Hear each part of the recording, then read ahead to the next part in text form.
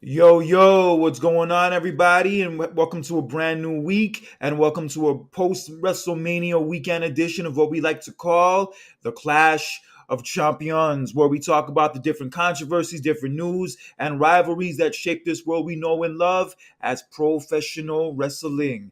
I am your host, the vegan you believe in, Conscious Kurt, aka the Professor in the flesh, as always, feeling suntan as a motherfucker after I was in Florida the last 3 days. And my co-host needs no introduction, but fuck it, he's gonna give y'all one anyway.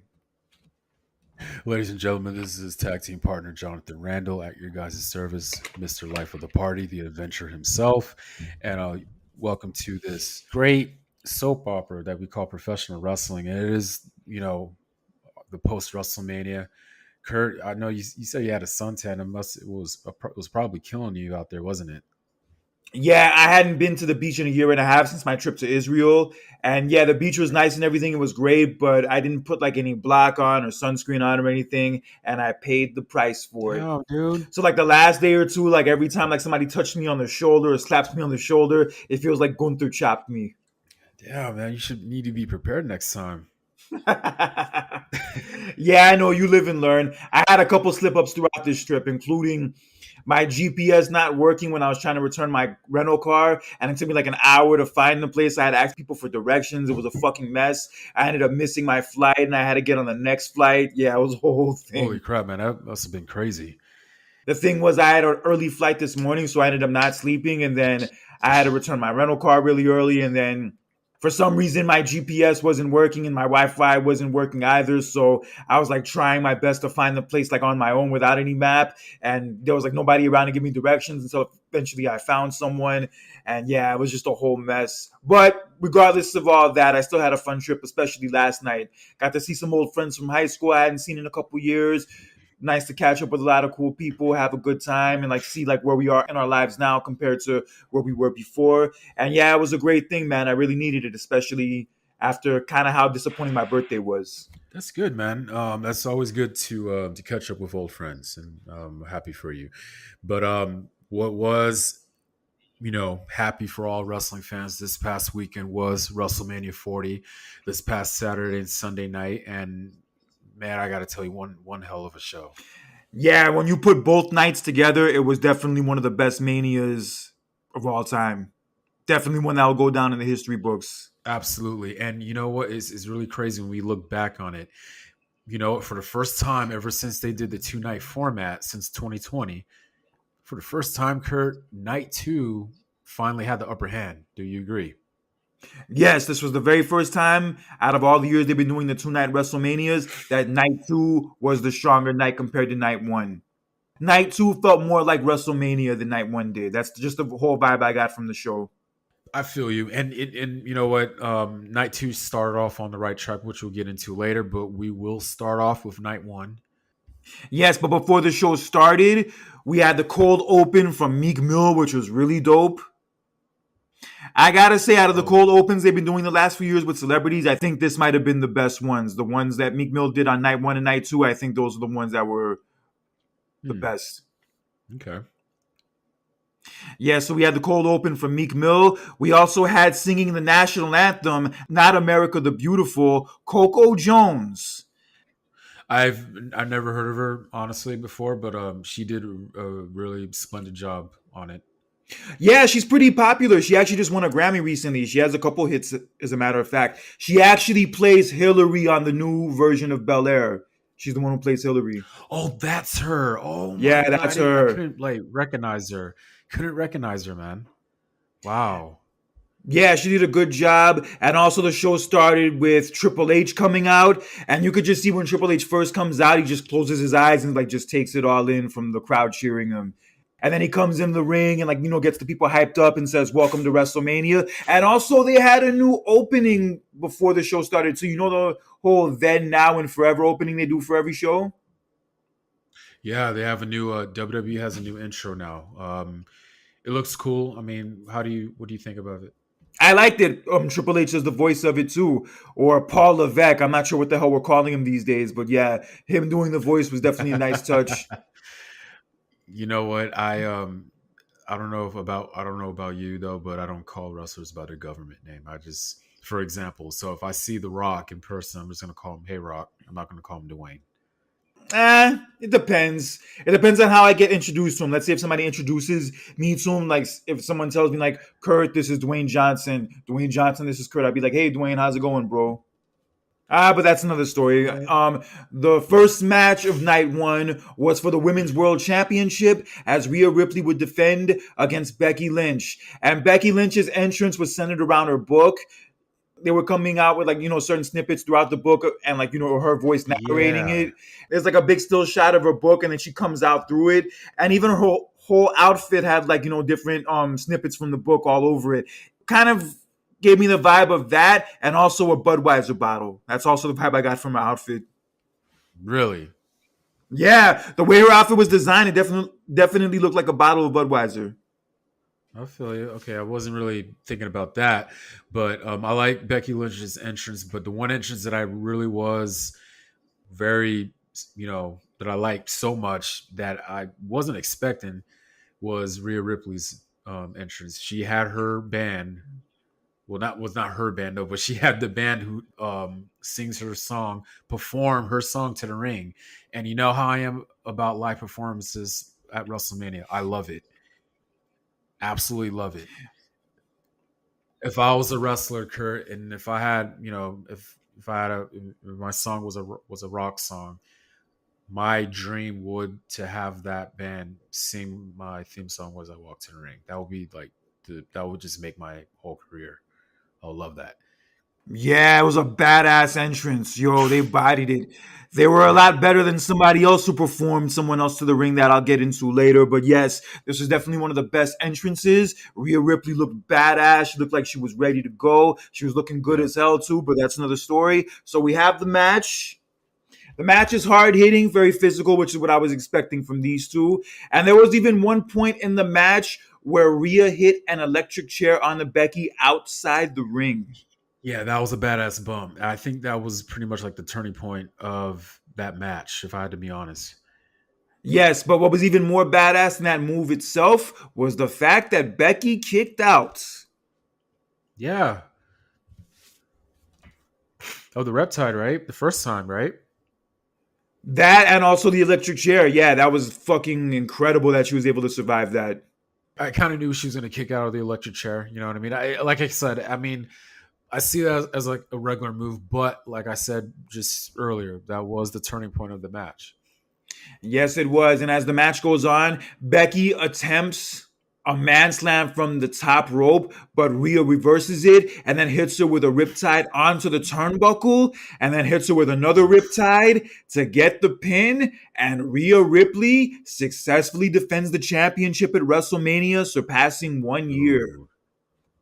I did not see that one coming, man. Like I said, I what's funny in our prediction episode. At first I was like, I wanted Becky to win, and then I changed my mind and I picked Rhea. I kind of thought Becky Lynch was gonna pull it off though, but then again, hey, surprises happen and Rhea Ripley retained, and yeah, it was a great match. It was, first of all, good match to start off the night for one. But yeah, I was surprised Rhea Ripley won though, but I am happy that she did win. I was surprised, but I wasn't surprised. Although I initially picked Becky to win, there was a part of me that maybe had the feeling that Rhea might retain to give her like more credibility and give her like maybe a longer title reign, which obviously looking like the case now. But overall, I'm not mad at it. I feel like the outcome made sense.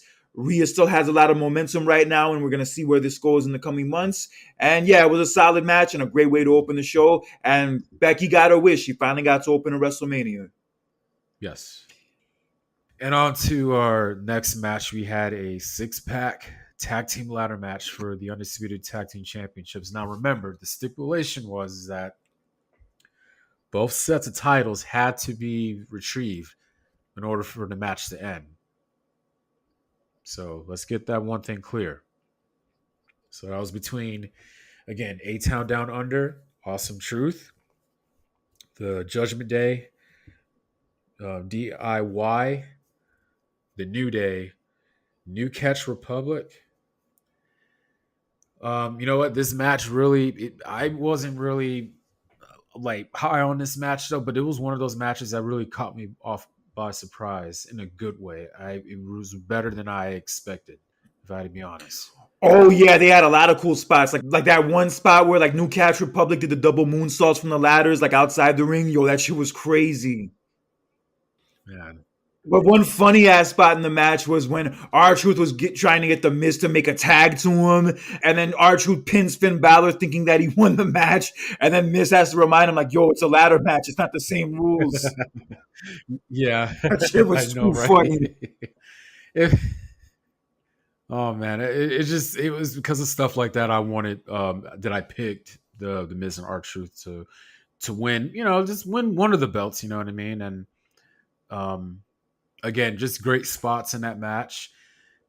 And, a lot of like close calls where you thought like, okay, one person's going to get it, and I like that. You know what I mean?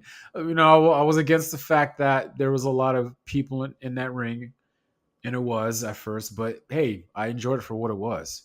Yeah, well, despite the fact that they had 12 motherfucking people in the match, and like even when the match first started and I saw everybody in there, I'm like, holy shit, how the hell are they gonna pull this off? But they did. Right. They Right. made it work. It was fun. And in the middle of the match, Austin Theory and Grayson Waller grabbed the SmackDown Tag Team title. So that meant they were now the SmackDown Tag Team champions, but the match continues.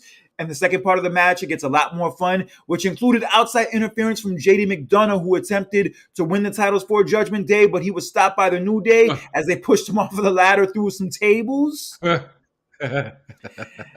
And then the match ultimately concluded with R-Truth hitting an AA on the Damien Priest outside the ring, a nod to his idol, John Cena, the man he grew up wanting to be like. And then that ultimately led to R-Truth climbing the ladder, getting the Raw sets of tag team titles, and Miz and R-Truth are now the Raw Tag Team Champions. And believe it or not, this would mark R-Truth's very first WrestleMania win.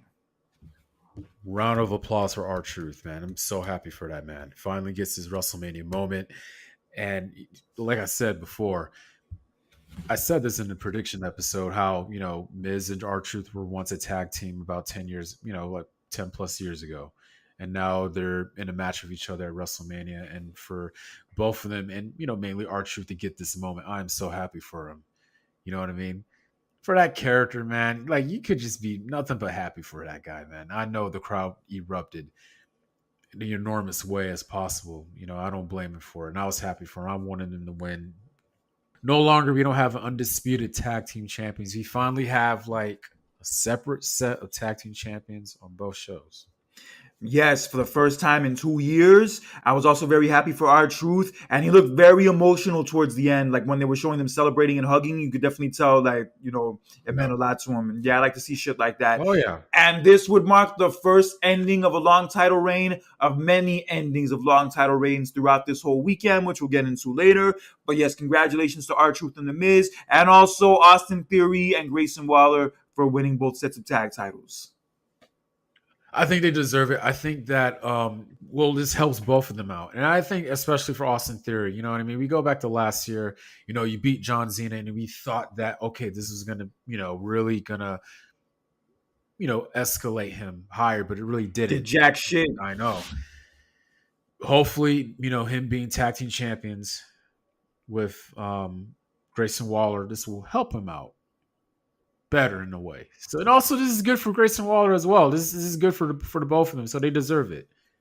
Yeah, I'm happy with how this match turned out. It was fun and definitely one of the standouts of night one. But switching gears to the Yes. next match, we had Santos Escobar and Dominic Mysterio taking on Rey Mysterio, and not Dragon Lee as he was taken out in an angle on SmackDown the night before, but he was replaced by Andrade.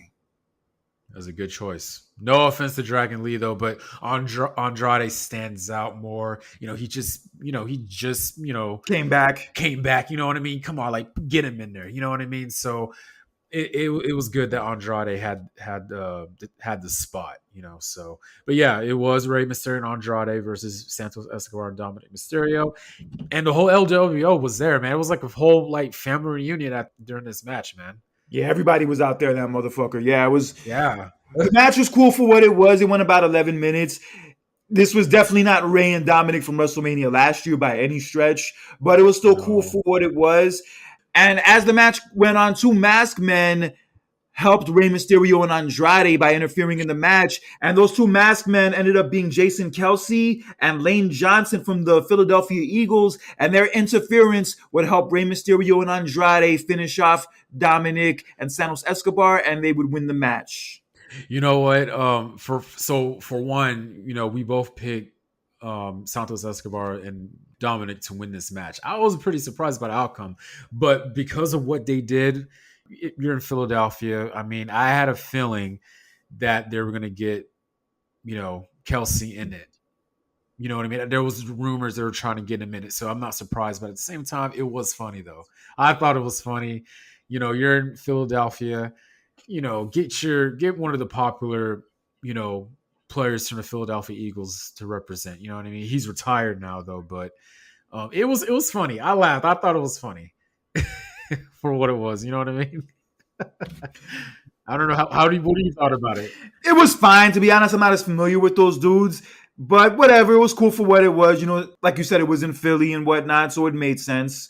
And yes, Rey and Andrade ended up winning the match, but look out for a Carlito heel turn very soon, as Carlito was the one who found Ooh, Dragon Lee beaten down initially, which is why he ended up being replaced. And then when Rey right. said he was picking Andrade to be his partner instead, you could kind of tell that Carlito initially was upset, but he played it off, acted like he was cool about it.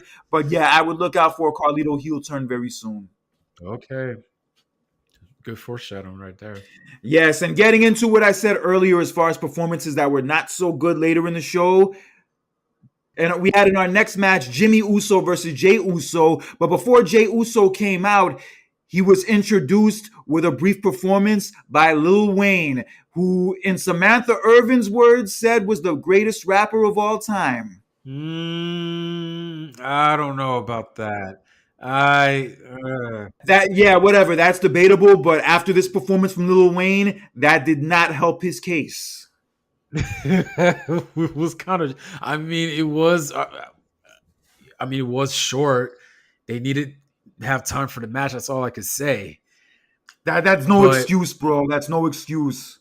no, I'm not making an excuse for it. I mean, what do you what? I mean, what were you expecting for Little Wayne? You expecting a longer performance or what?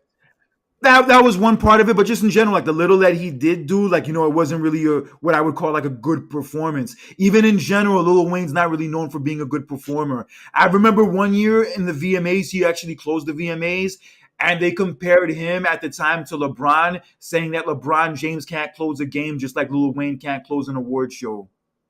Oh wow. Well, I don't even know about that though, because I don't really watch VMAs as much as I used to.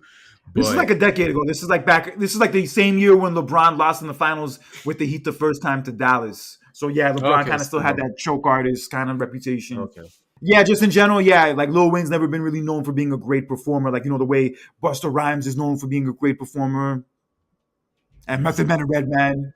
Okay, well, I mean, I don't know, man. I've heard that debate. The Weeknd's really not a good performer in person, but I've seen Hey, him that's in person possible. perform. You know what I mean? I heard that debate from people, so it's like I don't know, man. It's you kind of get too critical about oh, this person's a good artist, but they don't really perform well in person. I mean, at the end of the day, I don't know, man. It's just it is what it is. It's a part of sometimes the experience. Like if you're going to pay money to go see them and the performance ends up not being that great, wouldn't you be like a little disappointed and kind of, in a way, kind of feel cheated? I don't know. I'm not really too when it comes to performances, man. Like in person, it depends on how long it is. I'm not gonna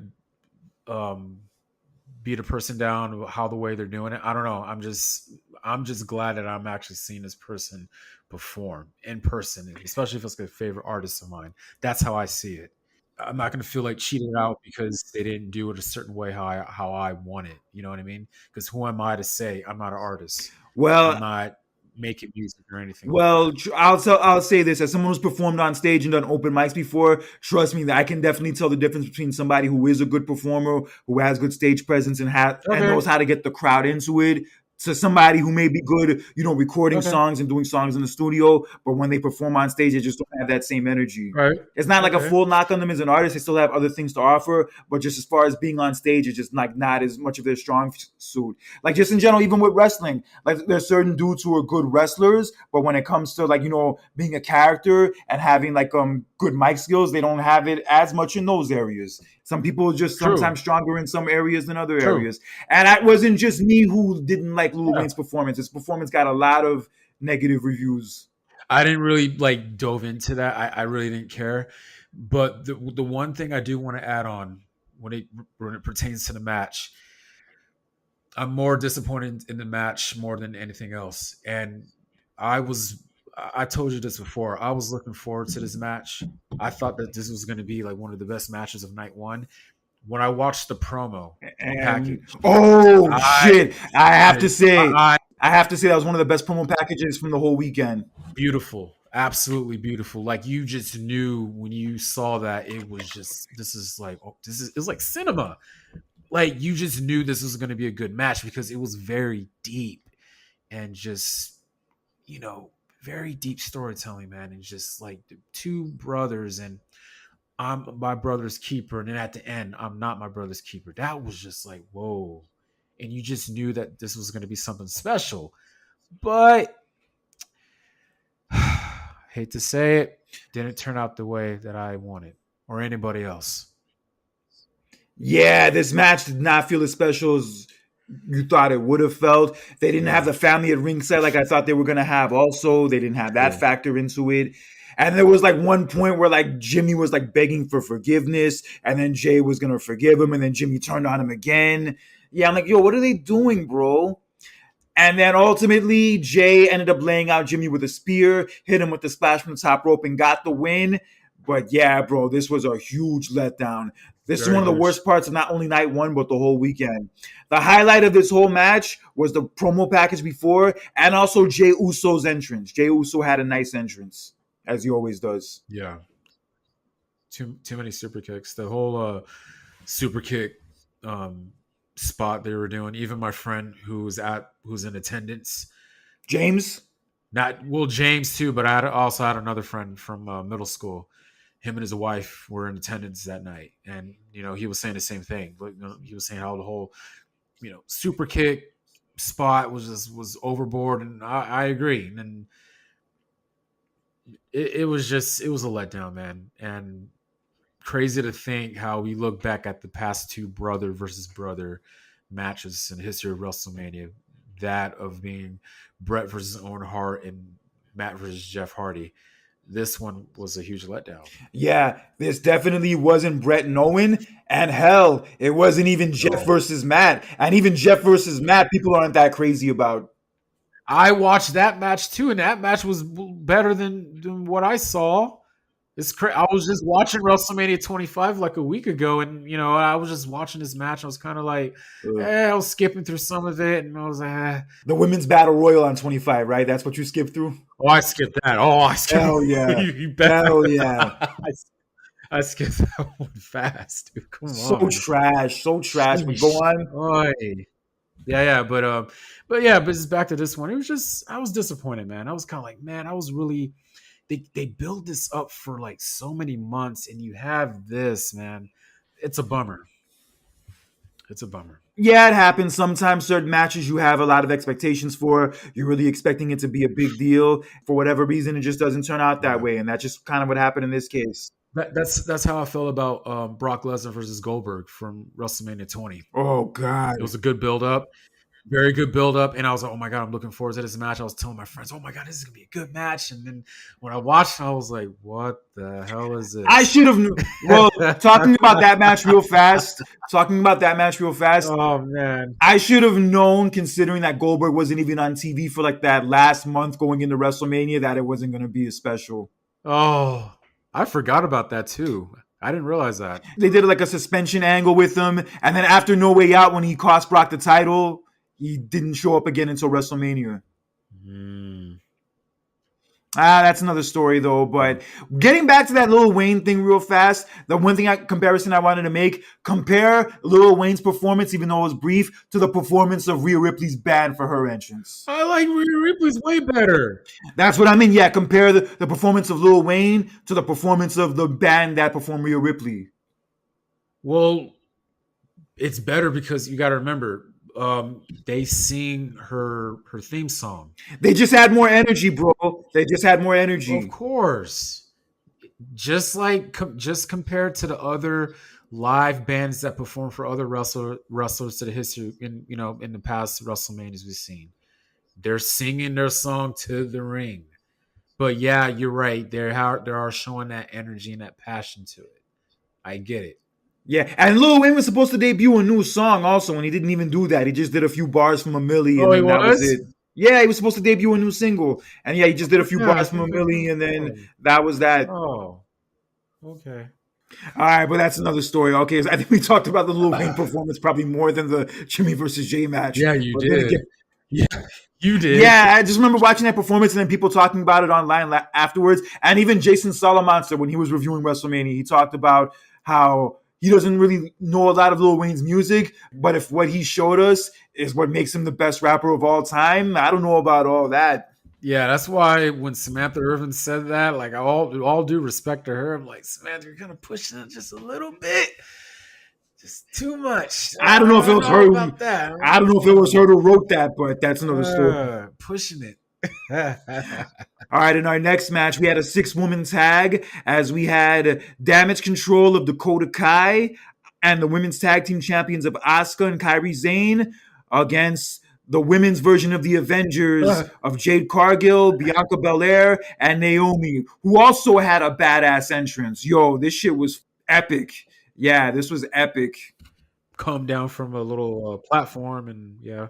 Yeah, they're all like dressed up in these different superhero outfits, and like Bianca has this like crazy ass robe. Yeah, and yeah, Jade's like all silvered out. She has like a silver lining on her face. Yo, they all looked badass. They all looked Yeah. badass. Match was okay for what it was. I think the match was just focused on trying to just we want to like just push Jay Cargill out there into the spotlight, just like debuting her and just showing, you know what I mean? That's kind of like what I saw it as.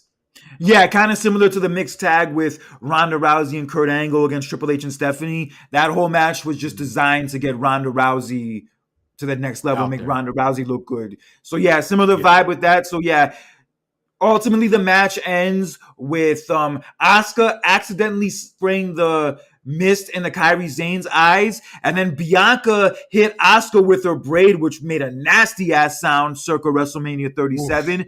Hit her with the Yeah. KOD. And then Woo. Jade Cargill hit Dakota Kai with the Jaded, which is a great finisher, by the way, and got the pin and got the win for Bianca, Naomi, and I herself. like that. I like that And match. now I gotta say, there's gonna be a debate now who has the better pin between Jade Cargill and Rhea Ripley. Ray Ripley. Fair enough. But yeah, the match only went 8 minutes. I mean, again, I am looking forward in the future to see what more we could see from her. But yeah, it was just that match was just designed for her just to get her out there, pretty much, spotlight her, and no other way to do it on your biggest event of the year at a WrestleMania. So Yeah, mission accomplished. It definitely accomplished what it needed to. And yeah, they all three looked great, especially Jade. And Bianca yeah. maintains her undefeated WrestleMania streak. Oh yes, 3-0, right? 4-0. Oh, 4-0, right? 4. Yeah. But I think her and Jade are probably on a collision course for WrestleMania 41. We'll see. We'll see. We'll see how Jade maintains this momentum, and more importantly, how well she does as a performer. We'll see how that turns out, and I hope it turns out well for her. I believe it will. But yes, let's move on to our next match. For the Intercontinental Championship, we had the Ring General, Gunther, at his 666th day as Good Intercontinental Lord, Champion. Very weird number. I Against the know. challenger. Oh my God! Go on. against the challenger Sami Zayn. But one thing I really liked about this match was what happened before the match. Oh, Rocky 3 As you vibes. see Sami Zayn in the back getting ready, then Lord. his wife and son come to say hi to him, and then he's walking through the back getting ready to go to the ring, and then Chad Gable stops him and tells him good luck, and he says he's not going to be out there with him, and then he says, "You got this. You've had it the whole time." And then Sammy walks up to Gorilla, and then as he gets to Gorilla, Kevin Owens is there, and Kevin Owens wishes him good luck and gives him a hug, and then he goes out there and makes the entrance, and yo, I loved how they did this, and this whole thing was one camera shot. Literally from start to finish, it was one camera shot. Kudos. Yeah, kudos to the cameraman, but you forgot one thing what Chad Gable said to him before he left. Oh, yes. He said, after this, you owe me a favor. Yes, he did say that. Exactly. Perfect. Yes. Literally Rocky 3, literally just Rocky 3 vibes. Like, good Lord, we're gonna we're gonna this is literally just Rocky and Apollo. Remember my favor. What favor? Oh Lord. But no. All jokes aside, it was cool though. Again, it was one camera shot. I didn't really pay attention to that though, but it was cool. I like how they did that shot of him walking through Gorilla and on out to the entrance. I like that. Trust me, I've been paying a lot of attention to their production for the last few months. Ever since Kevin Dunn stepped down, I've been paying extra Yeah, attention to their production, and their production yeah, is as great as it's ever been. You notice how at the beginning of their PLEs, they'll show like everybody on the show like arriving to the arena, like what time they arrived and all yeah, that. yeah. Yeah, things along those lines. And yeah, even the graphics, like, when Samantha Irvin is doing the ring announcement for like the championship match, like kind of the crazy graphics they have for it. Yo, they've been doing a lot of good work with their production. And like I said, it's the best it's ever been, probably, from what I've been seeing. The one nod, okay, the one nod that I kind of just saw just a little bit weird and disturbing is how, like, I get that you have sponsors, I get it, but when you are putting your sponsors on the freaking the middle of the ring and on the apron and all that crap, it's just kind of distracting. Oh, you mean the Prime energy drink bullshit? That too, and then like when you have like, oh, like for example, like Slim Jim. Oh, this match is brought to you by Slim Jim, and you're watching the match, and all you can see on the apron and all that crap is like the whole Slim Jim presentation. I was like, dude, like we get it. And what was even worse is that the match with Bianca, Jade, and Naomi was sponsored by Wingstop, like the chicken wing place. Did they not think that a match with the three black women sponsored by a chicken wing place would be kind of racist and maybe offensive? Did that maybe think about that beforehand? And let's not forget about that during during the tag team match between Ray, Andrade, and Dominic and Santos Escobar. How that match was sponsored by Aqua Fresca drinks. Oh my God. Yeah, they need to rethink these things. I think they really need to pay more attention to these things in the future. I saw a post on Oh that, my and I was like, God. it just hit me because I was like, whoa, they exactly, yeah. But just in general, bro, I think it's a little bit annoying. You don't need to show it into our faces that, oh, sponsors and stuff, man. I'm trying to watch a match, and it was kind of, that was one of the, like, we'll get into it later when we talk about our last match, because they did the same thing for the last match. How they had, like, it was some homeowner sponsorship they had, and that was just all over the ring during the match. It was kind of hard for me to, like, you know, like focus on the match, and I'm seeing that big old white glaring sponsor on the whole ring apron and all that, man. I thought it was just like, dude, come on. Yeah, it's not my favorite thing, but whatever it is, what it is. But we had the match with Gunther and Sami Zayn. And Gunther beats the fuck out of Sami Zayn for the first half of it. No surprise. Hits him with multiple power bombs, which Sami Zayn kicks out of. Yeah, and they were basically telling the whole Rocky versus Drago story. Even Corey Graves made a reference to it on commentary. And he said that Sami Zayn fights great, but Gunther's a great fighter, which is another cool reference. The match was kind of a beatdown for the most part. I didn't expect any less, but Sami Zayn continued to kick out, continue to fight back, continue to get back up no matter how much Gunther was beating the shit out of him. And it came to the point where Gunther actually hit like 2 splashes off the top rope onto Sami Zayn. This is kind of giving me vibes of Macho Man and Ultimate Warrior from WrestleMania 7 with the elbow drops. But then as Yeah. Gunther's going to the top rope again, Sami Zayn gets back up, wheels himself back up, hits Gunther with a huluva kick, knocks him a little loopy, and then hits a brainbuster, a kind of brainbuster I've never really seen before. Although, from what people were saying, that Sami Zayn used to do this on the independent scene back in the day. But it was the first me seeing this, and yeah, this shit looked crazy. And then Sami Zayn ultimately hit Gunther with 2 more huluva kicks from the other side of the ring, fell down on a Gunther with one arm, and Sami Zayn defeated Gunther after 666 days of being Intercontinental Champion to finally dethrone him. Fuck Crazy. me, son. Dude, did not expect that. I asked myself, is Sami Zayn, was he the right person to beat Gunther? Let's take away the whole storyline. Okay? Take away the whole storyline. Just look at the person by himself. Again, was Sami Zayn the right person to beat him? A part of me kind of felt this whole story may have worked better with Chad Gable as opposed to Sami Zayn, I agree. Yeah. but the way they played it out from Sami Zayn backstage with his family, Chad Gable, and also Kevin Owens, and the whole entrance and all that, and the match itself, which was also great, the match itself to the conclusion, I feel like it worked. I feel like it panned out well. It would have been nice to see Chad Gable in that spot, but from the way they pulled this off and the way they designed this, I have no complaints. It played out perfectly, in my opinion. Okay. And I humbly agree that this is the best match of night one. Yeah, definitely. After going back to watch it, yes, it was the best match of night one. They really did their thing with this whole match, this whole story, whole conclusion, outcome, and yes, it was very satisfying. Crazy. I didn't expect that I didn't expect Gunther to lose that match. Yeah, I was surprised too. I really thought that, it was going to be a good match, but Gunther was ultimately going to win. But then when Sammy got the win, I'm like, fuck, he actually did it. Holy shit, he actually did it. I know. But there is a silver lining to this. We're actually 2 different silver linings to this. Really? One, we're probably going to get a Chad Gable and Sami Zayn feud probably over the next few months. I definitely see that happening. Yeah, he said especially after what happened on Raw. Wants his favor.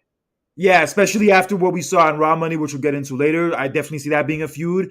And now it looks like Gunther could be freed up to go after bigger and better things. That is true. This is kind of similar to Randy Orton 20 years ago when he lost the IC title, and then what happened? He immediately went after the world title. So, and a lot of people are speculating, like, I don't want to, jump over or whatever though, but like, especially after what happened at night 2, people are speculating that Gunther could be possibly, next in line to compete for the world title. So, when you say that freed up, that's a good point. Yeah, we can see what happens with him. Congratulations to Sami Zayn. This is a well put together story. Everybody did their thing, whether it was the producers, whether it was the people in the match themselves. It was very well done. And yes, definitely one of the highlights, actually the highlight of night 1. And in the main events of night 1, what we were all there for, we had the biggest tag team match in WrestleMania history, as we had Cody Rhodes and the world heavyweight champion Seth freaking Rollins in probably like the longest like robe or whatever the fuck he was wearing that I've ever seen probably in wrestling history. That shit was like a mile long in his crazy ass outfit. No, the one he wore last year was longer. Shit, I gotta go back and look at that again. But that one that he wore on Saturday, that was some next level shit. I remember like that was yesterday. The one he wore from last year was that one that was like freaking red carpet long, dude. I can't wait to get into his night 2 outfit and entrance in a few minutes. But good Lord, we had Cody Rhodes and Seth Rollins taking on the final boss, The Rock, and the tribal chief, the WWE Undisputed World Champion, Roman Reigns. And I gotta say, probably besides Rhea Ripley, the person who wins the award for entrance of the night is The Rock. That was very presentable. Again, it was But the thing, what I just didn't understand. Look, I understand that Muhammad Ali's who was his wife, right? His widow, right? At the Hall of Fame, yeah, she gave The Rock the People's Championship. Yeah. I mean, I was like, why is he carrying the belt? But then I was like, okay, they gave it to him at the Hall of Fame. I was like, all right, And how funny was it that Hall of Fame speech for Muhammad Ali turned into something like to honor The Rock? that's weird. I like the whole flaming Brahma Bull that he walked over for his entrance. Mhm. And yeah, he brought the old sweats back from 99. That also looked cool too. Yeah, his entrance was badass, bro. I Yeah, got to give him the man credit. yeah. As much as I enjoyed dissing him a few months ago, the dude still knows how to do his thing. Oh And yeah, you got to give somebody their props for that. oh yeah. Still body the shit out of him. But but anyway, um, match went 45 minutes. Whew. Yeah, I'm not going to lie. I kind of dragged in the first half. The first half kind of took me out of it a little bit. Yeah, yeah. I think once, I mean, it was kind of cool. They went outside, but you're right, man. It kind of dragged a little bit, and it was at that point where I was kind of like, I said to myself, I was like, you know what? Maybe I told you this. Maybe I did told you this that night or the next day. I told you, and I said to myself, like, I think night two is going to be better.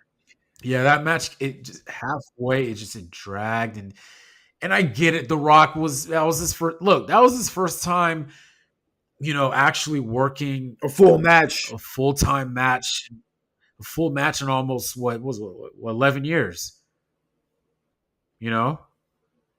And I know they were taking their time, but yeah, ooh, boy, it dragged, dude. Yeah. I was surprised how long that match went, man. And the crowd didn't feel like they were that into it also. Hell, even throughout the night, the crowd No, didn't really feel like they were that amped up. And and a lot of people were talking about that. seeing how like the weather was really bad that night, like it was really cold pretty much the whole night. Even the announcers were constantly complaining about it. So yeah, I could see how that probably took them out Yeah. of it. I could definitely see that. Oh yeah, bro. My friend James was wearing 5 layers of clothes out there, bro. Yeah, I could probably see how it took a Yeah. lot of the crowd out of it. Yeah, like if I were in that kind of weather dealing with that, yeah, I probably wouldn't be the most enthusiastic. That's why I asked you. That's that's why I asked you when you were at WrestleMania 29. How was the weather there? It wasn't great, but yo, it wasn't that bad. It I wasn't need. that bad. It was just a show that couldn't keep me into it. It wasn't the weather. It was the show that couldn't keep me into it. Okay. I mean, I'm just more concerned about the weather, though. I mean, but man, because I mean, I said to myself, should WrestleMania continue to have stadium shows up in like East Coast, Northern, Northeast?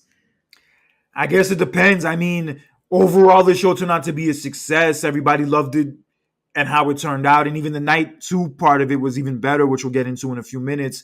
But yeah, I guess it's something they should at least consider. Yeah. But in any event, let's get back to the match. Although the match was kind of slow in the first part of it, it did pick up more towards the second half. But one part that definitely stood out to me throughout the match was The Rock throwing his weight around, like when the referee's trying to count him out, and then he reprimands the referee saying, "If you count me out, you're fired. I don't fuck around." Oh yeah, right. Oh And then there's one point where he low blows Seth Rollins, and then the referee literally just goes to Cody Rhodes and apologizes because he can't do anything about it because The Rock threatened his job. What the fuck can he do? right. But then the match kind of starts to pick up as Rollins and The Rock are in the ring. And then Cody slaps actually The Rock as he has Seth Rollins in the sharpshooter. And that leads to Rollins hitting The Rock with a curb stomp. And then Cody gets a tag in with Roman, and Cody and Roman are going at it. And then Cody hits Roman with the crossroads. But as he's about to pin him, freaking The Rock pulls the referee out of the ring. Oh man. What a cheap move. What a cheap ass move. Oh, he's the final boss. Is a heel. Heel work. He's just mad because his movies suck. Oh. We could agree that the second half of his movies suck. Like his first two movies I like. The rundown was cool. I love the Scorpion King. I will never like you can't bet against that. Yeah, but it's Kevin Hart movies and some of these action movies. Like I think the skyscraper movie he did, like a modern day Die Hard or whatever the fuck it was. And obviously Baywatch we could talk about all day long. I never watched that. I don't want to. Neither did I. Even he shits on it. Oh my god. I'd rather watch Doom. Doom. Anyway. So we have the match, and then Roman ends up getting Cody in the guillotine lock. And as he has him in it, and The Rock's like holding Cody's legs for an unfair advantage. I like the fact that Seth Rollins actually stomped Roman in the head to break up the move. Yeah, that was a good spot. I remember that one. And honestly, in one of my favorite spots of the whole match, as Roman is preparing to spear Cody again, Seth Rollins pushes Cody out of the way, and Roman Reigns accidentally spears The Rock. And yo, that sell job from The Rock afterwards was fucking priceless. They made memes for days for that crap. I'm telling you right now. And I kid you not, when I saw that, I thought it was going to be the turning point. I thought, like, okay, this is it. And because of that, both Cody Rhodes and Seth Rollins end up pedigreeing Roman Reigns and The Rock. And I thought that was it. I didn't. I knew they were going to kick out. There was no way they were going to beat him that way. Oh, There was no way they were going to. oh, It was a great spot, don't get me wrong. There was a lot of drama in it, but I knew they weren't going to win. oh. All right, but the match goes on. We go outside the ring, and there was even certain points where The Rock was taunting Cody's mom, which also pissed me off. Yeah, talking shit to Cody's Man. mom, like, Mama Rhodes, look at your boy now, look at your boy now. And you could hear Cody Rhodes' mom, like, yelling back at him. I wonder what she was saying. I gotta look at that again. Crap was crazy. All right, enough of that nonsense. But Cody reverses The Rock's attempt at putting him through the announce table, and then Cody Rhodes rock bottoms The Rock through the announce table. Who the fuck would have ever guessed that that would happen at WrestleMania or Right. ever, really? Exactly. But yeah, I would have never guessed this shit in a million years. But yes, that did happen. And then right after that, literally, Yeah. Roman speared Seth Rollins through the railing. That's probably the second craziest spot in the match. The part when Roman spears The Rock was insane, but this part was also fucking nuts. Man. One thing throughout the match that you definitely noticed was that Seth Rollins' knee was taking a beating. Ooh, it was, man. It was. And that, like, again, foreshadowing that would be a determinable outcome going into night two. Roman and Cody are in the ring, and then Cody hits Roman with a crossroads, hits him with a crossroads again, and as Cody's attempting to do the third crossroads, Roman pushes him to like the backside of the ring, and as he does that, The Rock whips the shit out of Cody's back with the belt. And yo, that was the nastiest sound probably I think I've ever heard, period. Yo, that shit was disgusting, man. Oof. Yeah, this was rough. And then that led to Roman hitting Cody with a spear, and then The Rock hitting Cody with a rock bottom. And then as he's setting up for the people's elbow, he does the neck cutting sign, and then does the people's elbow to Cody, gets the pin. And even as he's getting the pin, you can hear Michael Cole on commentary say that Cody is screwed. Yep. At that moment, we all thought we were, though. But at the same time, Kurt, we did predict this. We did both pick The Rock and Roman Reigns to win this match. Yeah, because just a Roman and Cody one-on-one match is going to be boring. This story definitely was going to need like different characters to play into it and like different things to play into it. So yeah, it was a no-brainer that Rock and Roman were going to win, but still fun match regardless. I know we said it dragged in the first half, but it did pick up in the second half. And this now is the second longest main event in WrestleMania history. Oh, 45 minutes, man. It was a determinable outcome. We both knew like what was going to happen, but hey, you gotta create that suspense and have that cliffhanging ending. And like I said, man, look, night one was okay for what it was. There was a couple of good matches and here and there, but I just felt that night one just dragged just a little bit. And I said to myself, and I kind of knew, like, yeah, night two is going to be better. Yeah, overall, night one I thought was cool. It was definitely the weakest of all the night ones since they've been doing them for WrestleMania. But I feel like it definitely picked up towards the end with the Sammy and Gunther match. And then the main event ended up being good, especially in the second half. Overall, it delivered. Overall, you can't call it a bad night one. But night two was definitely where things heated Ooh, the fuck up. hell yeah, boy. Oh, And even at the start of the show, you could tell that the weather was a lot nicer compared to night one. And even the announcers were saying it definitely was nicer out. I think it was maybe like 60 degrees around that neighborhood. I did like the fact that they had this group called the War and Treaty sing God Bless America. I don't think they've ever sang God Bless America at WrestleMania before. I think that was the first. no. Mm-mm. No. I like the night two version of it as much maybe as the Coco Jones one on night one. Okay. Yeah, they were dope. And also, at the beginning of the show, we were greeted by Stephanie McMahon, Wow. who we have not seen on WWE TV in at least 2.5 years. And yo, it was great to see her. She came out, she gave a speech talking about how this WrestleMania is the first WrestleMania of the Paul Levesque era. So that pretty much confirms what I was talking about earlier.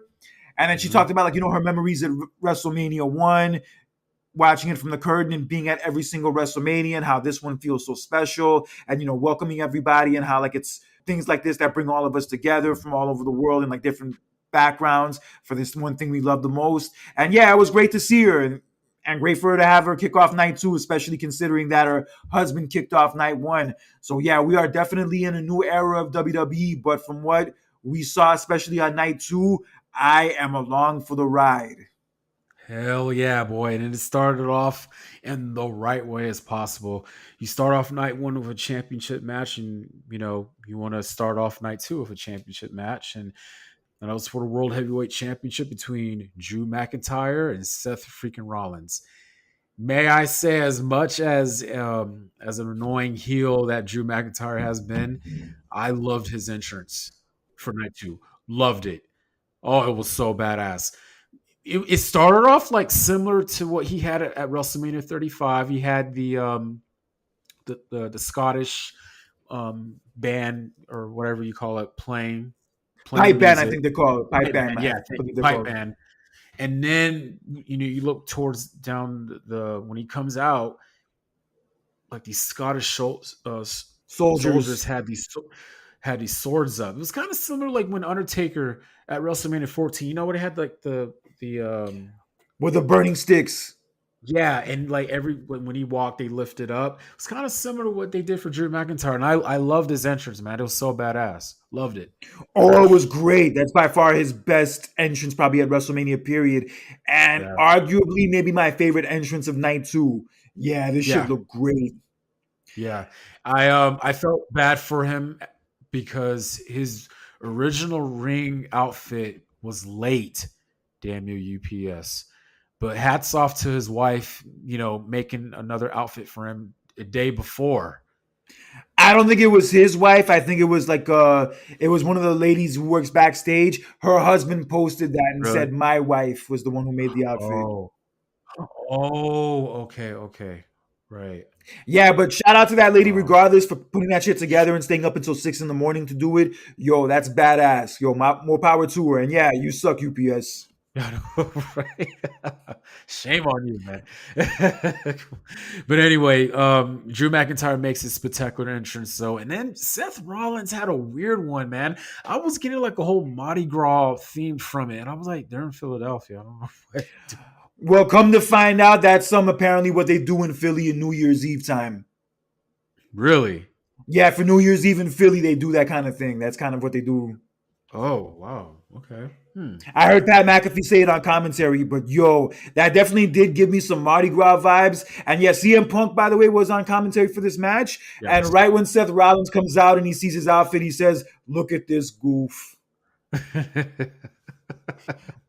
Yeah, that outfit was definitely something special. Boy, I gotta say, props to Seth Rollins for having two outrageous outfits in one WrestleMania weekend. That shit is unheard of.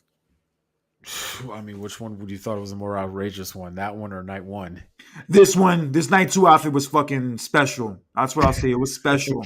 And that entrance with the whole Mardi Gras vibe and yo, there were a lot of them out there, bro. There were a lot of them. I know. There was like at least 50 of them. I know. I still like Drew's better. Fair enough.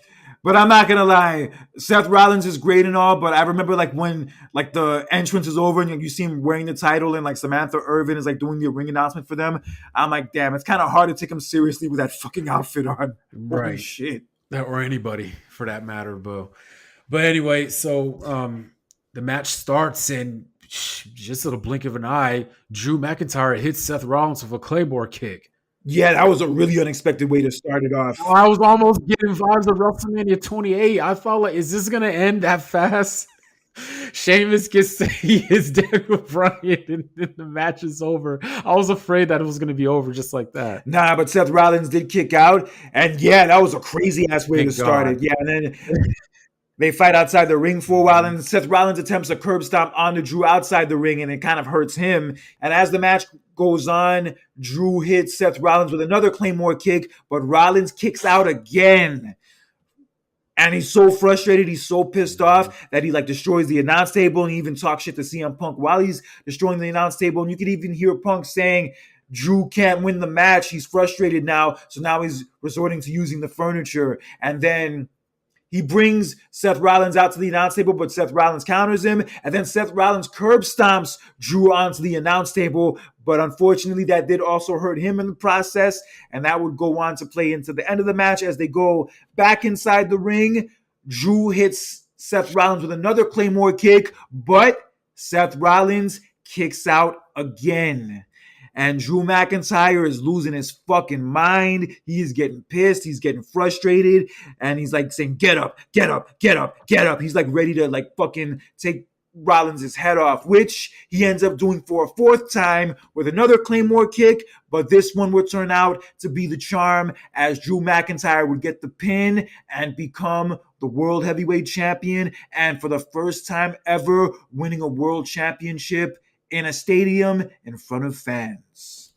I want to say, how can we not forget about what he did, like kind of like early in the match?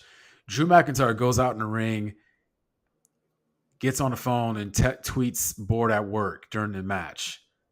Oh, that was funny as hell. Yep. Bored at work. I bet you were. So as Drew McIntyre is in, just cherishing this moment with the crowd finally having his WrestleMania moment that he so desperately prayed for. Seth Rollins is emotional too. He looked like he was in tears, but he was pretty much telling He was in tears, bro. Yeah, he was telling Drew McIntyre that you effing deserved it. I was like, oh, the nod to him. Yeah, I like that. Yeah. Wasn't expecting it, but I did like that Rollins gave him that acknowledgement. And yes, Drew is emotional himself, winning the title in front of the fans for the first time. He like kneels down. You can see him crying a little bit, but then he raises it up. Then he goes outside and hugs his wife and hands his wife the title. And then he's celebrating. But then as he's celebrating, he starts to look at CM Punk. And this is this is when my moment came true, ladies and gentlemen. He gets on top of the announce table, pretty much just talking mess to CM Punk, like I told you so, and just rubbing it in his face. CM Punk is just taking it, just like, hey, you got your moment. Why are you here? Just any common sense, any person in that moment would just leave.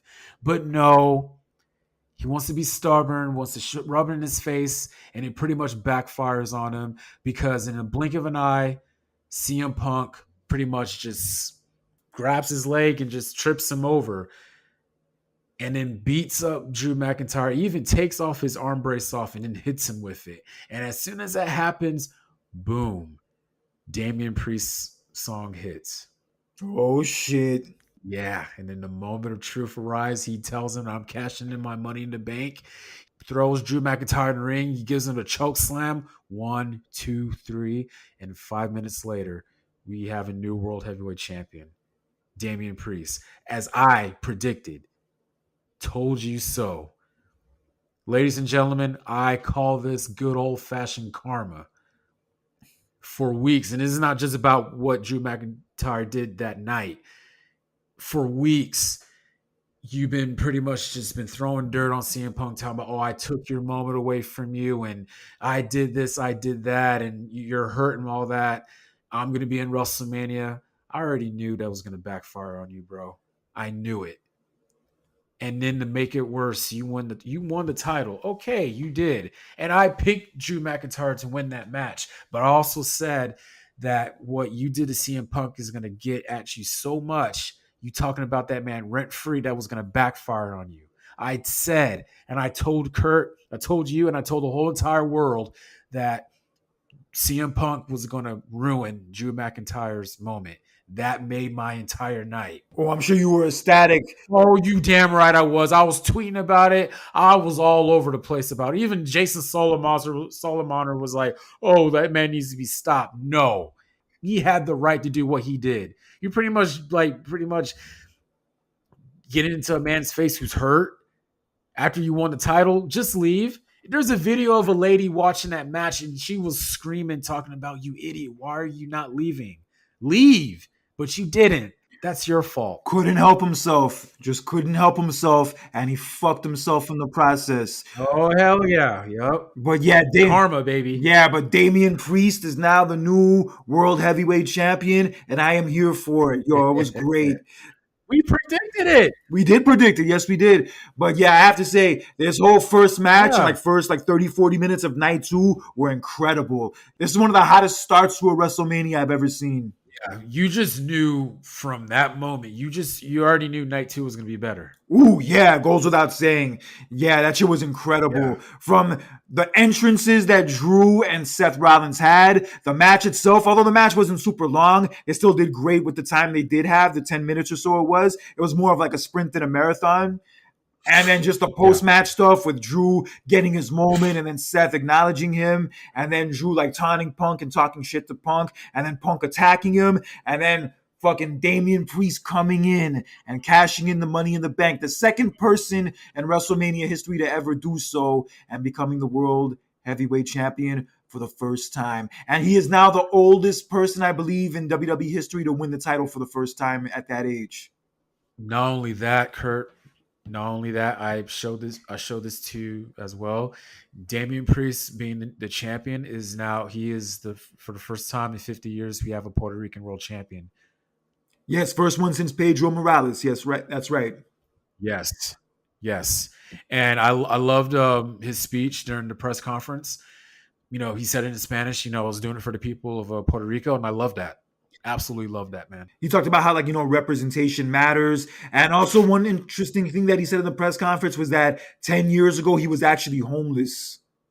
Yeah, I read about that, man. That was crazy. And he didn't eat a lot, and, he was trying to save up money. And then 10 years later, now you're the world champion at WrestleMania. I'm more than happy for that guy. Yeah, he earned it. He had that Money in the Bank for almost a year, cashed it in at the right time. And yeah, it was great to see him have that moment. And yeah, for WrestleMania to just start that way, it's one of the reasons why I love this shit so much. Happy for him. I'm sorry, I think it was 2 days later, he threw the first pitch at a Yankees game. Yeah, I saw that. Yeah, he was at the Yankees game. Yeah. But one noticeable thing now is that Judgment Day now has the world heavyweight title and the women's world title. Yeah. They lost the tag titles, but now they have the world title. Mm-hmm. But yeah, hot opening to WrestleMania Night 2. Congratulations to Damien Priest. And Drew McIntyre has to feel like the dumbest motherfucker on earth. He is. After that moment. He is. I told you so. Told you. Karma. You should write a diss to Drew McIntyre. Bro, I've been talking shit about him all over social media for days. Oh my God. Even CM Punk even posted about it on his Instagram. He posted of him, throwing the peace sign up and his face on the tombstone. Drew McIntyre's face on the tombstone. Oh, that's great. And then not only that, insult to injury, he's playing Scottish music on his posts. I laughed so hard. Yeah. Oh, shit. Yo, he was laughing and clapping when Damien cashed in. Yeah, it was great. And he blew a kiss to Drew McIntyre's wife. That was the funny shit. Yes. Yeah, this whole thing just played out perfectly. And Damien Priest is like a prime example about how your age doesn't matter. Like if you have the talent, if you have, the Hell drive no. to get to that next level, it can happen for you.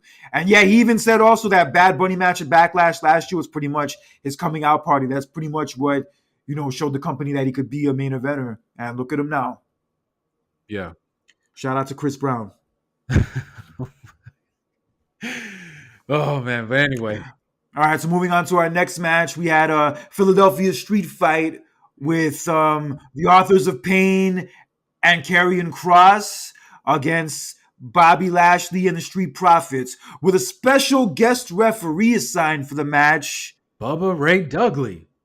Yes, ECW legend and Philadelphia legend in that regard. Yes, Bubba Ray Dudley, also a person involved in many memorable WrestleMania moments over the years, which we could testify to. Yeah, it was great to see Bully Ray in that spot being the Yeah. referee, and also a guest commentating spot from Snoop Dogg.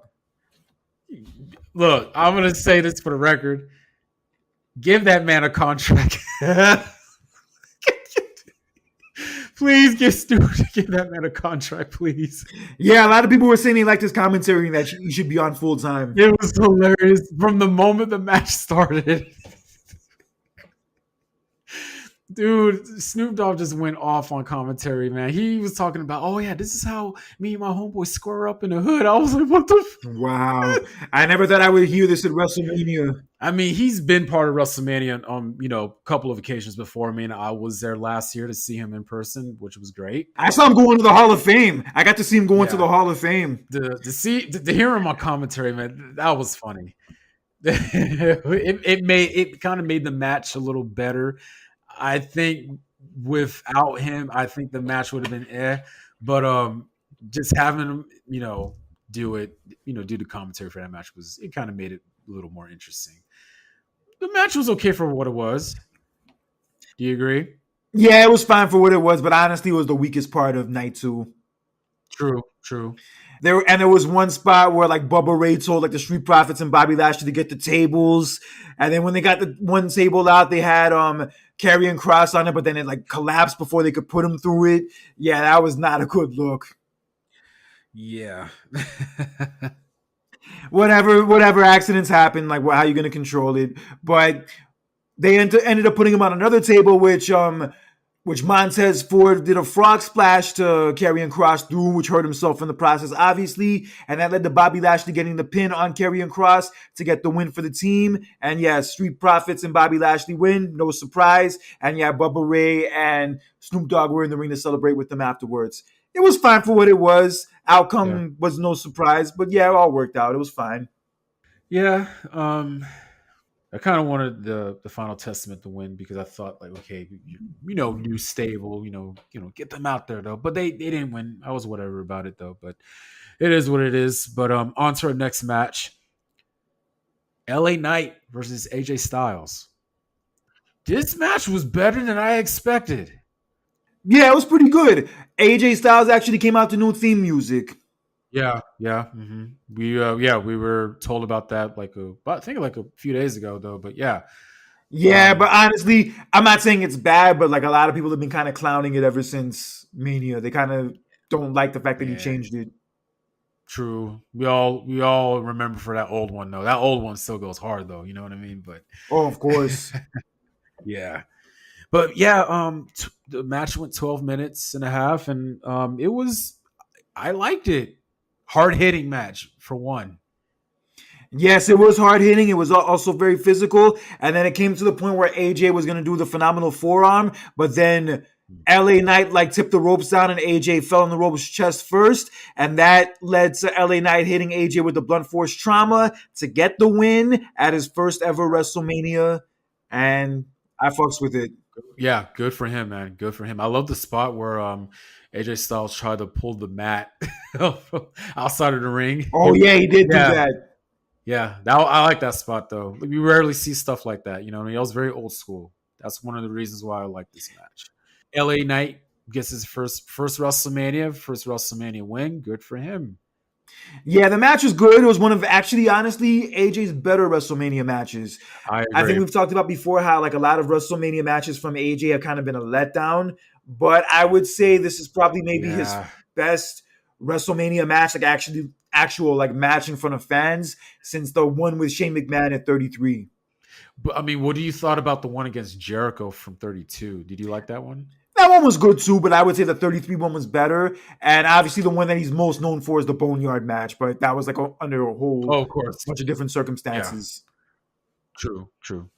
Solid match, but I think maybe some of AJ Styles matches at WrestleMania we might not be getting too many of in the future because he did mention that he's probably close to retirement now. True. I read about that, and he's talking about how every time he gets out of the bed, his body's hurting, and he's in his 40s. It is coming to a time where he wants to call it quits. So he's great shape, not good shape, great shape though, but still, you're Yeah, he 40. put on mad muscle Um, mass. Yeah, he put on mad muscle. I know, I know, but as of right now, just enjoy it for what it is, and then when the time has come, he'll be ready to step away. But as of right now, enjoy it. He said he kind of like is thinking about the fact that he might be embarrassing himself, like that starting to cross his mind a little bit. So yeah, he's like definitely feels like he's getting closer to that time to retire, Yeah. and we'll see what happens. But until then, we still have him around. But yes, on to our next match and a triple threat for the United States Championship. We had the douchebag fuck Logan Paul with another douchebag fuck type entrance with a monster truck against Kevin Owens and Randy Orton. But I did like what they did with Kevin Owens' entrance, at how like he was like walking through Gorilla, and as he was getting there, Sami Zayn was there with the Intercontinental title to wish him good luck, similar to the night before. And then Kevin Owens comes out, but in kind of to one up Logan Paul, he comes out with a golf cart. And then he drives the golf cart down the ramp. And then as he's driving it down, Randy Orton's music hits. And then he backs up the golf cart. And then he has Randy Orton right on the back of the golf cart with him to the ring. And Oh even you can God. see Randy Orton telling him to slow down as he's driving it down the Yes, ramp. please, please. Because the last thing we need is an injury, a botched injury, because a man was driving too damn fast on his go kart. Sheesh. Yeah, you don't want those kind of problems. Hell no. Kevin Owens probably doesn't even have his license. Oh. Anyway, okay, so we have the match. The match is pretty fun though. The match has a good pace to it, and then it gets to the point where Logan Paul actually knocks out Randy Orton with the brass knuckles, but it does not lead to him winning the match. Randy Orton Yeah. finds a way to recover from it, and then it gets to a Fuck. point where Randy Orton's going to do the punt to Logan Paul, but Logan Paul is saved by his little mascot, and the mascot's identity is revealed, and the mascot turns out to be I Show Speed, a YouTube personality, yes, to save Logan Paul with his little shenanigans, but this would come back to bite him in the ass as Randy Orton would lay his little ass out with an RKO through the announce table. Good. Thank God. And Yeah, that fool had the fuck outta here. audacity, had to bark at him. But no, I loved how Orton I Show Speed. kicked the hell out of him. It was like watching when Charlie Murphy kicked Rick James in Chappelle's show. Oh shit. Even Randy Orton even posted it on his Instagram a few days later after it. I thought it was hilarious though, but that's what it was like. I so speed. Oh, But the match goes on, and then Kevin Owens is about to do a pop-up powerbomb to Orton, but then Orton reverses it into an RKO, and as he's about to win, Logan Paul throws Randy Orton out of the ring and then goes to the top rope, hits Kevin Owens with a very impressive frog splash, and then wins and retains the title. Predictably so, but I'm still not happy about it. yeah. If it was a one-on-one match, he would have definitely lost that match. Yeah, but it wasn't, and he retained, and we Yeah. get to see him wave around the U.S. title that he doesn't deserve for a little longer. Doesn't even live in America anymore. Where does he live? I think Puerto Rico, last I heard. Oh, really? Yeah, something like that. But I have to hand it to the dude. The dude puts on good performances. You can't ever take that away from him. Yo. And another good performance in this match, and he retained his United States title. But fun match, though. I fucks with this one.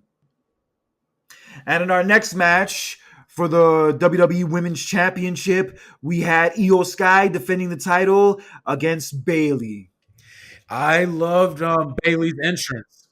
Yeah, I wasn't really sure like what the what it was supposed to be per se, but come to find out it's like based off of like a museum in the Bay Area. That's where they got it from. Because obviously she's from San Jose. I know, but I'm very fascinated with ancient Egypt and all that stuff. You know, I'm a historian. I love history. You know, but I thought it was dope. You would have loved this. When I used to live in Florida, there was this one movie theater, this like one big ass movie theater that was designed just like that, like designed just like like the Mummy, King Tut type stuff. Yeah, it was designed just like that. Oh, You would have fucking loved it. wow.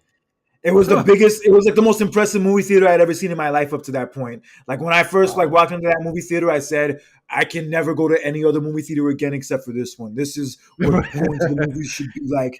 Because of the way it looked, it had this big ass arcade. It had this crazy ass food menu. Back when I used to eat that stuff, they had like pizza, they had burgers, they had Yeah. fries, like a bunch of shit you wouldn't find like in an average movie theater. I'm like, yo, I'm coming here for the movies all the time. You said this was in Florida? In Florida, yeah. It was called Movico. Oh, okay.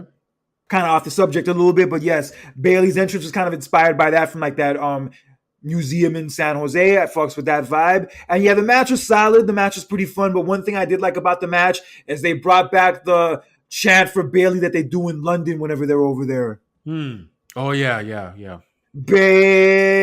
Bailey, ooh, I wanna know I didn't if you realize my what they were girl. saying.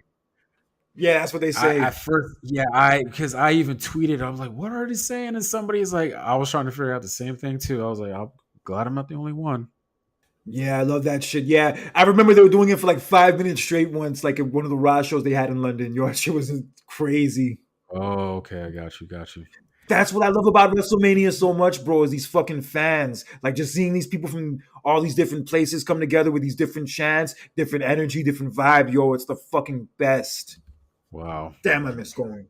You know what? The match was turned out to be better than I expected. I knew it was going to be a good match, but this one really showed out. Yeah, it was fun. I'm glad they kind of kept damage control together for longer to, build to this. And yeah, I also like the fact that there was no like, damage control shenanigans. There was like no outside interference. It was kind of just between the two of them. And then Mm, ultimately Bailey hit Io Sky with the top rope elbow drop, followed by the rose plant, and Bailey wins the women's championship for the first time in over 3 years and wins her very first singles match loved it. at a WrestleMania. Good fucking shit. Yes. Yeah, I couldn't even believe it. It kind of threw me off a little bit that, yo, this was actually, yeah, her first singles match at a WrestleMania. Oh man, I'm happy for her. It's kind of funny that Pat McAfee said how, you know, hey, the 49ers didn't win the Super Bowl or something like that, but yet she wins the women's title in the Philadelphia Eagles Stadium. Yeah, it was nuts, bro. But I'm happy she got that moment. She definitely deserved it. And now all of the four horsewomen have had that marquee WrestleMania moment, whether it be main eventing the show, winning the title at the show. Yes. And yes, now she's a part of that club. Good shit. And then on to the main events. For the undisputed WWE Championship, we had Roman Reigns coming into his 1,316th day as the champion against the challenger, the man he cheated to beat at last year's WrestleMania, Cody Rhodes. Yes. It all comes down to this, the moment that we've all been waiting for. I was ready for this. I was focused 100% on this match and nothing else on earth. And I liked Cody's entrance with the mask that he came out with, and also Brandy came out with him on stage too. Oh my Yo, God. mad dope. Kurt, Kurt, I'm going to tell you this. I'm not ashamed to say this. But when I saw his wife with him, I got a little emotional. I said to myself, he's going to get it done. This is it. This is it. This is it. Yeah, his entrance was just epic, and like you could just get the vibe, and you had that energy where it's happening. It is happening. I had that same feeling with It Bianca has to. Belair's entrance at WrestleMania 38 with the match with Becky. That's the exact same energy I had, but more. Yeah. I said to myself, I got a little emotional. I was like, oh my God. Like, I'm oh, I was like, I can't help this right now. Like his wife is up there. I was like, he's doing it. He's gonna pull it off. So anyway, Cody Rhodes makes his entrance, and then Roman Reigns had a different style to his entrance. They didn't really play his theme song. They had like was it the Philadelphia like choir and band to play his music. I thought that was pretty interesting. Yeah, it was dope. It was a great entrance, and you got the feeling, and you were hoping and praying it would be his last entrance as champion. You were, that's all I was saying. His whole entrance, Yeah. as impressive as it was, I was saying, you better savor this, bro. It's the last time. It is the last time. You had a great run, but you better get ready to kiss that belt goodbye. So yes, we have the face off between the two of them, and I like this, despite the fact that maybe the build for this match going into it this year wasn't that strong because of the whole Rock involvement and all that in the tag match. Once they came face to face and the match was starting, you were ready for it, and you really felt like it was a big deal, and you really felt like it was the biggest match of the year. Very big deal. Yeah, so we have the match, it goes on, and there's even one point where Roman hits Cody with the crossroads, and then when Cody kicks out, Roman's like, that move sucks. Of course he kicked out of it. I was just fucking around. I was really surprised when Roman did did Cody Rhodes' finisher. It's like, man, like how often do we see stuff like that when somebody's doing their opponent's finisher? It's been a long time, hasn't it? But I thought it made the match more special and made it more great when I saw stuff like that. And I said to myself, I kind of knew, watch, Cody's going to end up doing Roman Reigns' spear, which he did, by the way. Even through the railing. He did it through the railing, too. Yeah. Yeah. But I thought when he did it the first time in the ring, like when he did it the first time in the ring, I was like, oh my God. He's like, did he really just spear Roman Reigns? Wow. Yeah, this match was good. It was going along. Obviously, Roman's matches have a certain pace to them. I guess we shouldn't be so surprised now looking back at the night one main event. The match goes on, it's good, and then it comes to the point where Jimmy Uso interferes. Yeah, not surprised. And then, it was Bloodline rules. Jimmy Uso gets involved, and out of nowhere, not surprised at all, his brother Jey Uso comes in. They take it out to the ring, even to the ramp, to the point Jey Uso spears Jimmy off the ramp onto the floor. Yeah, that was nasty. Yo, that was nasty. Ooh. And that was probably better than their whole match was the night before. Oh, yeah. Yeah. You're kind of like, where was this last night? Yeah. Oh, man. Yeah, but then the match goes on, and then Cody has Roman set up for the crossroads. But just like last year at WrestleMania, Solo Sikoa comes out and hits him with the Samoan spike. Lord. And then Good Roman Lord. hits him with the spear. But unlike last year, Cody kicks out. Right. I ain't going to lie, Kurt. I got scared. I knew he was going to kick out. It was building to that. Dude, you knew it was going to happen at one point. Bro, I was just like, I can't. We can't. Seriously? Bro, no, there was no way they were going to end it 2 years in a row the same way. That'd be suicide. Look, that would be creative suicide. Hey, I had PTSD, damn it. Okay, I was there last year. There, in person. I was there. It was still a PTSD, damn it. All right? You just, come on. Okay. Relax, bro. It's going to be okay. It's going to be okay. Just have these emotions where, like, you just, you know what I mean? Like, bro, it can't hurt you anymore. It's over. It can't hurt you anymore. I'm telling you, at that moment. Cody kicked out, unlike last year, which obviously I saw coming. But then as this is going on, John Cena's music hits.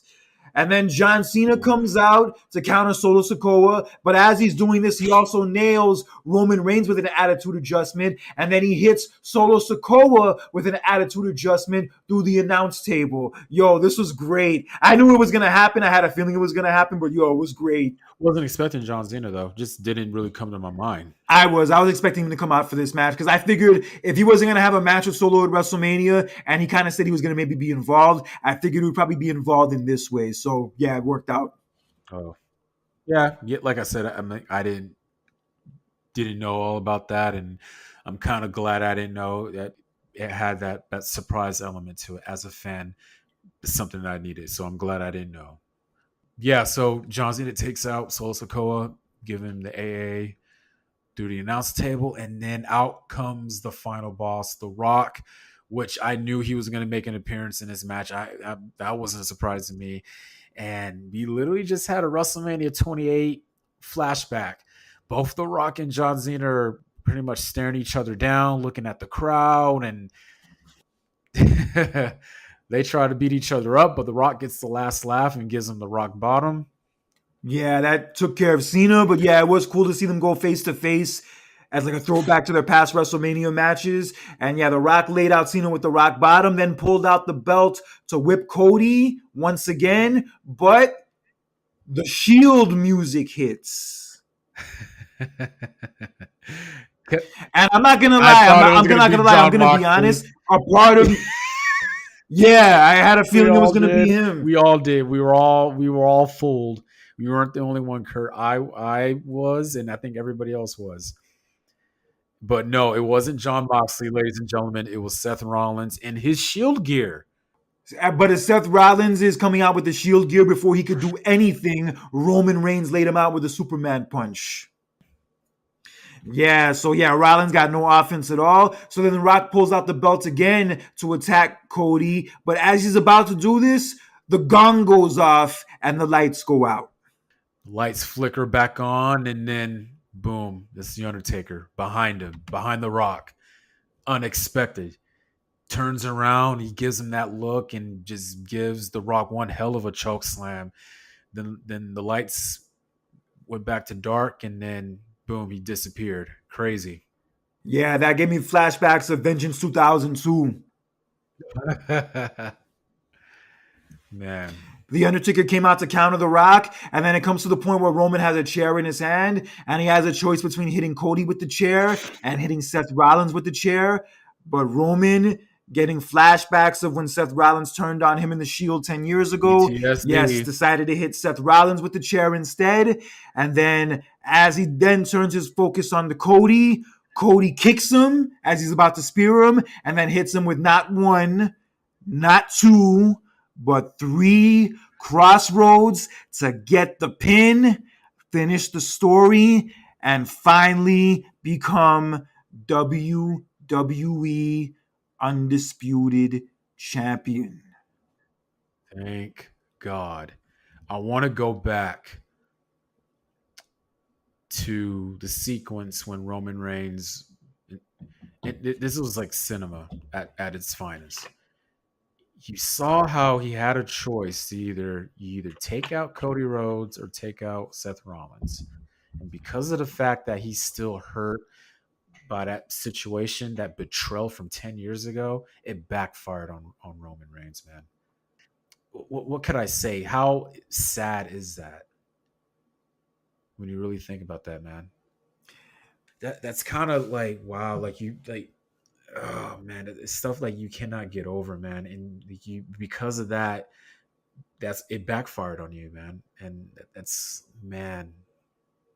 The betrayal from 10 years ago backfires on you when you're not focused on your present and you're that's it's crazy, man. But again, it was that was just perfect cinema and storytelling within that match, and that's what made the match really great. Yeah, that part, especially when Roman hits Seth with the chair, especially considering that Seth is in the Shield outfit. Yeah, that was definitely perfect storytelling. This whole match throughout Yeah. it was just a perfect story from start to finish. And with the perfect story, it had the perfect conclusion. Yeah, and when Samantha Irving made the announcement, I already knew, like, just from hearing her, you already knew she got choked up and got emotional. I could hear it in her Oh, voice. yeah. So before they even had videos of her showing her about to cry and all that stuff, I already knew from hearing her she got choked up, and I couldn't blame her. I felt it too because I kind of teared up when everybody was in the ring. God, boy, I have some. There's only a couple of WrestleMania moments where I kind of choked up. It's that one, and then Chris Benoit winning the title. I choked up, especially with Eddie in the ring with him. This one alone, it's one of the all time greatest endings for WrestleMania. Flashbacks of Bret Hart winning the title 30 years ago. All the talent goes into the ring, congratulates him. They even pick Cody up, similar to what they did with Bret 30 years ago. It was just, words cannot describe how beautiful that ending was, man. Yeah, it was great to see him like just kneel down and be handed the title, and then Brandy to like kneel down with him to celebrate, and yeah, just to see him hold it up for the first time. Like I said before, and I'll say again, it is shit like that that reminds me of why I love wrestling so much. No matter how old I get, no matter what goes And on in my life, regardless of any of that, it is moments like that that are the reason why I love wrestling and why I will always love wrestling and defend it until the day I die. And you know what? What made me more emotional was, I could hear Michael Cole talking, and Michael Cole talking about like I knew him since he was a kid, and I even did like what was like a podcast shows with him, and I saw him at his Hall of Fame speech, and he said like I knew he was going to be a star one day, and I got more emotional. I was just like, he even went out of the ring, congratulate. Well, he didn't just shook hands with Michael Cole, he hugged him, and I just like, dude, I can't take this no more, man. Like it was just too much. Oh, it was just all that raw emotion was coming at me all at once, man. Couldn't just. It was so much to take in, but in a good way. Yeah, this is like the WrestleMania celebration to end all WrestleMania celebrations. That's the best way I could describe it. Yeah, it was just the most perfect way to end it. Like he calls out Triple H, Bruce Pritchard, all the talent. Seeing Randy Orton there too, though, you know the history that they had. They're on legacy with each other back in 2009, and it's just like it was just so much, man. Yeah, it was cool to have Orton there because like they came up together like with the whole Legacy stable, and yeah, they had CM Punk out there, they had Cena in there, they had Jey Yeah, Uso, Sami Zayn, Kevin Owens, LA Knight. yeah. Yeah, Brandy was there Even his though. mom. Yeah, his mom. That was probably the part that got me the most is when he handed the title to his mother. That's probably the part that got me the most. Yeah. Oh boy, it was raw emotion, man, and it is one of the greatest endings. And I'm so happy for him that he finally got it done. There's been a debate now about is WrestleMania 40 the greatest WrestleMania of all time. Look, I'm gonna state this for the record: apples and oranges, to each their own. I think everybody's entitled to have their own personal favorite WrestleMania. It's just like saying, who's your favorite artist or who's the best artist, like of whatever genre you like. You know what I mean? It's really not fair to say, oh, this is the greatest one because everybody's opinion is going to be different, man. I've told you this before. WrestleMania 22 is my all time favorite. Forever will be. You know what I mean? So is 40 one of the greatest? Yes. Would I say it's the greatest? No, I don't. I'm not gonna say it's the greatest. I mean, again, it's to each their own, and I'm quite sure you have a different opinion about that as well. It's definitely one of the greatest. I would definitely say that. When you combine both Yeah, nights together, especially night yeah, two, it definitely cracks the top 10. I'll definitely say that much. I can't call it my okay, favorite. I can't say I like it more than okay, 17, for example, but it was a very satisfying and great WrestleMania. From the production standpoint, okay. to the outcomes of many of the matches and many of the long title reigns that have been going on for years coming to their conclusion from Gunther, Damien Priest, and Finn Balor. Also, Seth Rollins' title reign went a long time too. Io Sky's title reign was relatively long also. To now Roman's title reign finally ending. Yeah, this WrestleMania was special. This WrestleMania is definitely going to go down in history as one that I know I'll never forget.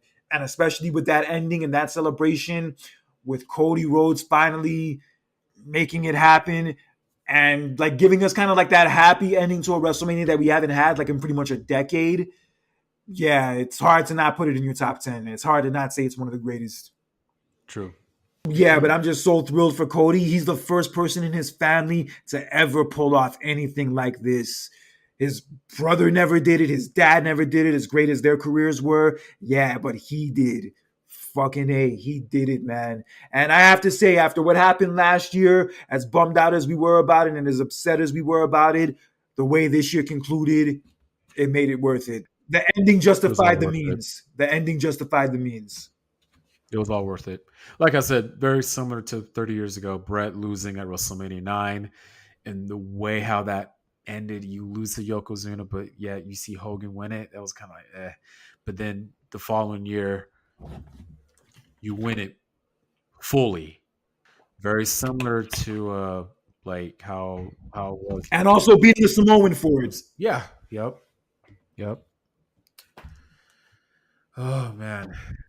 But yeah, it was a very satisfying conclusion. And I'm looking forward to seeing how Cody's title reign turns out. I didn't cry. I thought I was going to cry, but I didn't cry.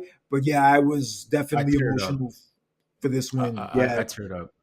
I teared up. So that I count that as crying. So Yeah, um, just things like I this, things like this just make me genuinely happy. Because I remember when I was a yeah, kid, when like my favorites would win a championship, like it always would like make my day. And when things like this happen, especially considering the story behind it, it's hard not to be happy afterwards. It's hard not to feel true. joy and like feel vindication. True. I just I was like, man, I wish I would have went.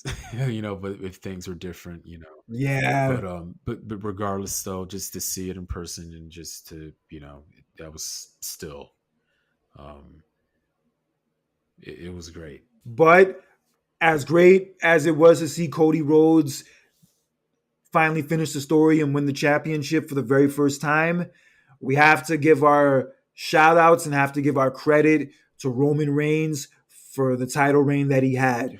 I feel like when we look at that a situation, I think they're both winners were in that match. Both of them were winners. We celebrate Cody Rhodes winning the title, but we also celebrate Roman Reigns' title reign. Pretty much from August of 2020 up until April of 2024. That is amazing. For him to hold on to that title that long, carry the company for that long since the pandemic when we're not performing before any fans, to hold it down and also more importantly get a whole character revamp. That was just so good that we needed it, but Roman needed it because we got a new fresh character of Roman Reigns and we all loved it. Yeah, from the whole switch up of the character, the title reign itself, the whole bloodline aspect of it, the way that all went over the last like year and a half. You can't call this title reign anything but a success. And it's led to Right. WWE's like best boom period in 2 decades. And you just say to yourself, like, if only he had been allowed to do this like 9, 10 years ago. Yeah, I always say to myself, like, man, what if I wish he would have had the tribal chief character like earlier? And like in 2015, 2016. Yeah, yeah, but I mean, it is what it is. I think him um, before he came back, that was kind of like the time that he needed off, and it was time for the company to like, okay, let's go back to the drawing board, and they did, and that was good for them. So that was something that Roman needed, but also the company needed, and also what the fans needed, and all those title defenses that he had, and it was worth it, man. And I'm actually proud to say, as a fan, that I was able to see two of his title defenses in person. SummerSlam 2021, his match against John Cena, and then recently last year at WrestleMania against Cody Rhodes. That's good shit, man. I'm glad you got to experience that. Yeah, I've only seen him pretty much live once since this whole title reign. That was that SmackDown a few months ago, and he didn't even wrestle. yeah, He was just like a part of an angle, but it was still cool to see him. yeah. Yeah, man, it's definitely one of those runs that will go down in history and deservedly so. It won't. I don't think that it was something I don't think it will be duplicated. Just kind of like similar to Undertaker's A new WrestleMania streak. record, or when he was, when he was undefeated. It's something that won't be duplicated. Definitely not. But I know we had our feelings about, like, his title way, maybe, jumping the shark after, how last year's ended. But regardless of any of that, for him to have the run that he had this last 3.5 years and to accomplish what he did, I can't help but give it a round of applause.